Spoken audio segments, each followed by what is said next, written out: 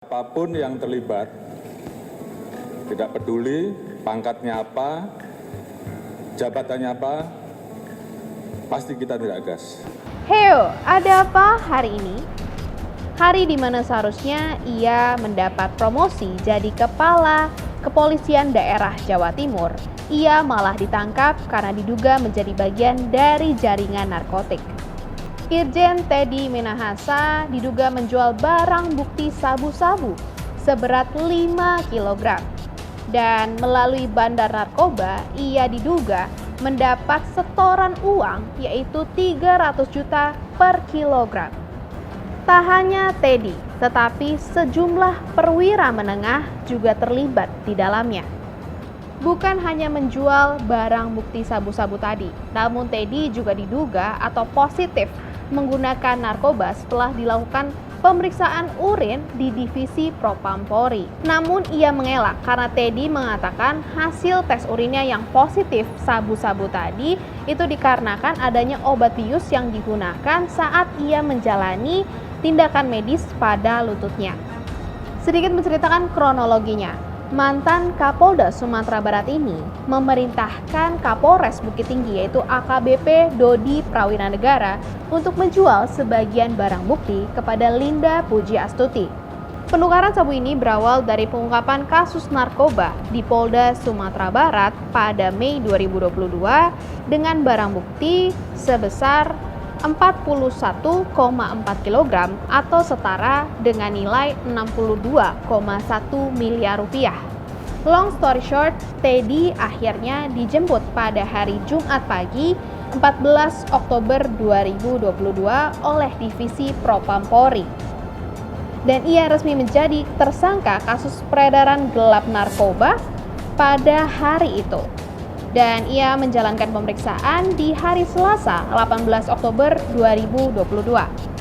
Jika kita melihat runtutannya dari penangkapan kasus narkoba di bulan Mei 2022 dan baru ditangkapnya Teddy Minahasa di bulan Oktober kemarin, benarkah baru terungkapnya kasus ini karena adanya perang bintang di dalam kepolisian yang masih terus berlanjut? Menurut saya perang bintang tidak hanya terjadi hari ini. Jadi saya mulai dari hasil penelitian dulu. Bahkan semoga ini merupakan manifestasi dari adanya relasi kompetitif yang konstruktif. Artinya walaupun mereka kolega, walaupun mereka satu korps, tetapi tidak ada kompromi terhadap yang namanya misconduct atau penyimpangan.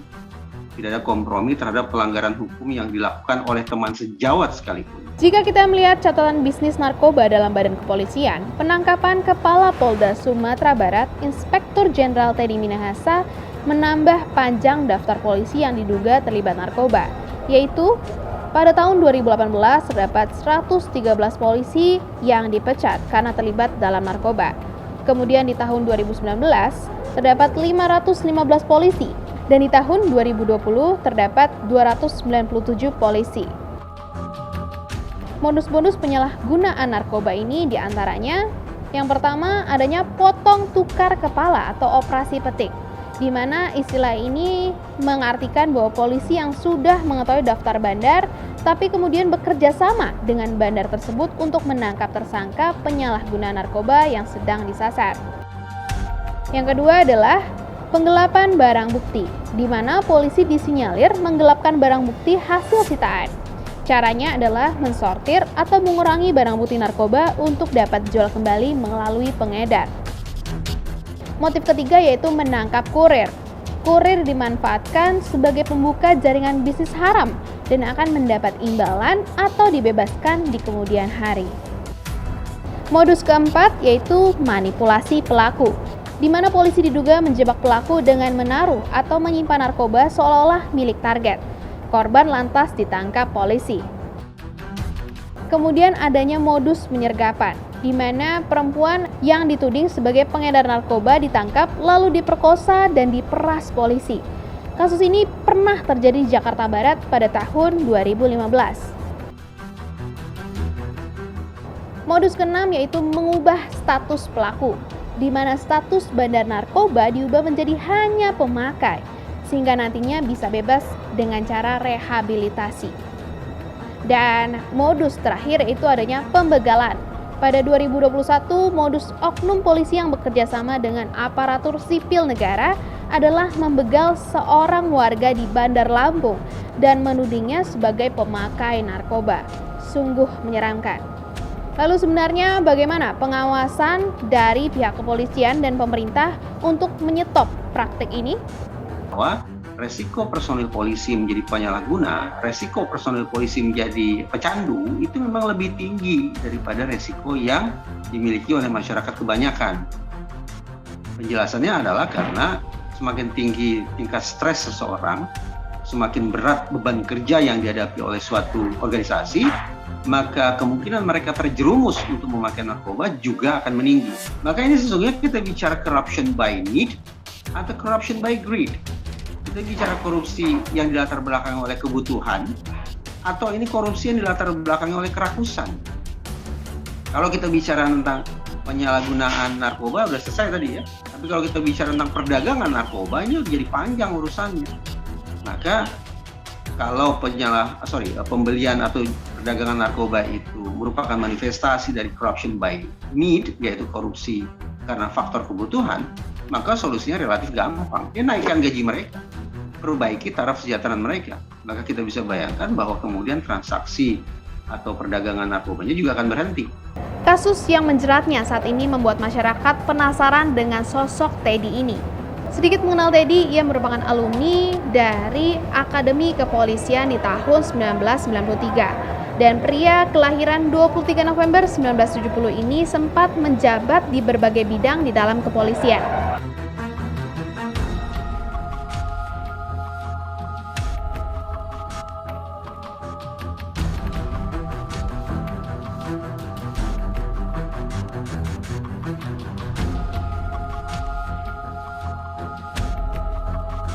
Di samping jabatannya dalam jajaran kepolisian, ia juga menjadi ketua umum dari Harley Davidson Club Indonesia.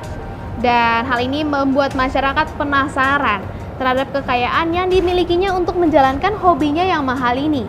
Menurut laporan harta kekayaan penyelenggara negara pada tahun 2021, ia memiliki kekayaan sebanyak 29,97 miliar rupiah. Kasus ini menyeret sejumlah anggota kepolisian, yaitu adanya 6 tersangka. Salah satunya adalah Ajun Komisaris Besar Dodi Prawiranegara yang akhirnya mengajukan diri sebagai justice kolaborator dalam penyidikan kasus ini. Lalu pertanyaannya sekarang, bagaimana Teddy membangun jejaring peredaran narkoba ini? Sepertinya pada aspek ini PM mungkin punya kepentingan. Apapun dia sudah punya modal sosial, tapi dia juga harus punya portofolio profesional di bidang reskrim. Lalu dia lakukanlah sebuah operasi, yaitu terkait dengan narkoba ya, mungkin untuk menjebak dan seterusnya. Nah, ini kan berarti strategic model. Bagaimana seorang personil polisi akhirnya menangani sebuah kasus atau bahkan mungkin menciptakan sebuah kasus tidak murni untuk kepentingan penegakan hukum itu sendiri, tapi untuk melejitkan karir dia. Egosentris motifnya.